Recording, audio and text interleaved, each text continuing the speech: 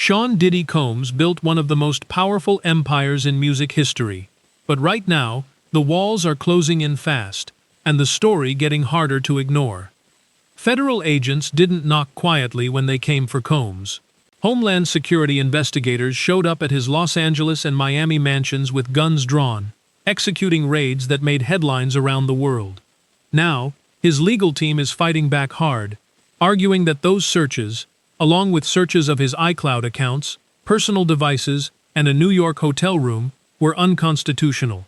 His attorneys claim the government painted a deliberately misleading picture when applying for the search warrants, allegedly omitting key details, while leaning heavily on unverified accounts from anonymous sources they describe as lacking credibility.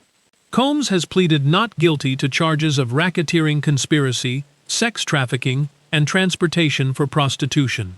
But the courtroom battles are only part of the story.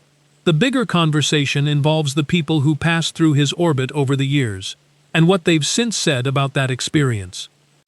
Usher is one of the most prominent names connected to Combs's past. As a teenager, Usher's mother sent him to live with Combs, hoping it would launch his son's career. Usher has since spoken publicly about being exposed to a world he wasn't ready for at that age. Situations he says he couldn't fully process at the time. While Usher has not made specific legal allegations against Combs, his reflections on that period have clearly shifted in tone over the years, and some observers have pointed to those comments as significant, given what has now emerged about Combs more broadly. Justin Bieber is another name that keeps surfacing. According to some reports and online speculation, his early connections to both Combs and Usher have raised questions, though it's important to note that no formal allegations have been made by Bieber himself. What is confirmed is that Bieber declined an invitation to join Usher on stage during the 2023 Super Bowl halftime show, and has reportedly distanced himself from both men in recent years. Usher addressed the Super Bowl situation publicly, downplaying any tension, but the optics have fueled ongoing discussion. On the legal front, the pressure on Combs's defense team has been mounting in visible ways. One of his New York-based attorneys recently filed a motion to withdraw from the case, citing reasons protected by attorney-client privilege, but stating clearly that he could no longer effectively serve as counsel. The filing stressed that the departure was not intended to cause any delay in the trial.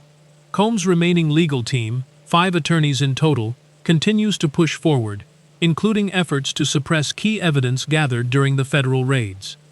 Separately, a prominent entertainment law firm that had represented Combs for over 2 decades reportedly parted ways with him around this period, though the reasons behind that decision have not been officially confirmed. What's clear is that this case has moved well beyond courtroom procedure. It's raising larger questions about power, access, and accountability in the entertainment industry, and what happens when those at the very top face real scrutiny. The trial is approaching. The stakes couldn't be higher, and there's still a lot we don't know. What's your take on how this unfolds? Drop your thoughts in the comments. And if you want to stay updated as this story develops, hit like and subscribe so you don't miss what comes next.